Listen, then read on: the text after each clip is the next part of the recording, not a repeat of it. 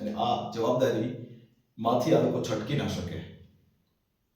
સરકારી નોકરી પાછળની આંધળી દોટ આ સમાજના લાખો યુવાનોને બરબાદી તરફ લઈ જઈ રહી છે. આ હકીકતથી પણ આપણે વાકેફ હોવા જોઈએ. આપણે આપણા સ્ટડી સેન્ટરોમાં, આપણા વિદ્યાભવનોમાં 1000-2000 વિદ્યાર્થીઓને સરકારી નોકરીની તૈયારી કરાવતા હોઈએ. એમાંથી 20 વિદ્યાર્થી લાગી પણ જાય તો બાકી રહેલા પેલા 980 વિદ્યાર્થીઓ આ સરકારી નોકરીના સપનામાંથી બહાર આવી શકતા નથી અને જીવનમાં બીજું કંઈ જ કરી શકતા નથી.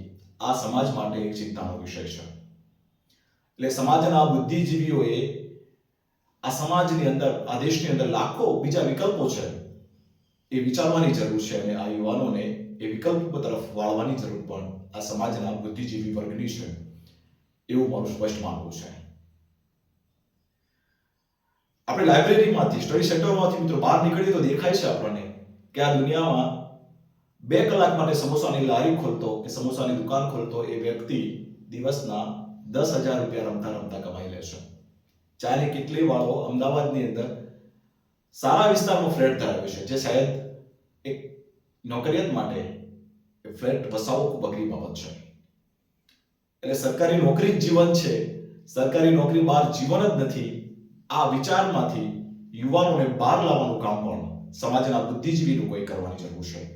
અને જો નહીં કરીએ તો આ સમાજના લાખો યુવાનો કે જે પોતાની ક્ષમતાથી આ દેશમાં ખૂબ મોટો બદલાવ લાવી શકે છે, એ યુવાનો માત્ર સરકારી નોકરીના વિચારોમાં જ ફસાયેલા રહેશે, રચ્યા-પચ્યા રહેશે. એમાં કોઈ નવાઈની વાત નથી.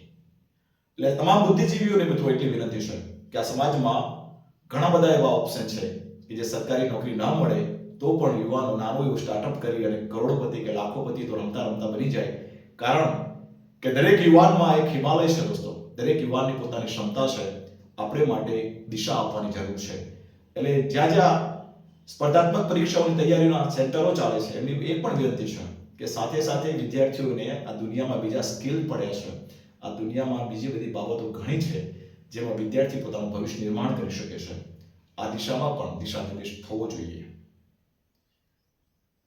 सिर्फ हंगामा खड़ा कर देना हमारा मकसद नहीं है, हमारी कोशिश यही रहे कि ये सूरत बदलनी चाहिए.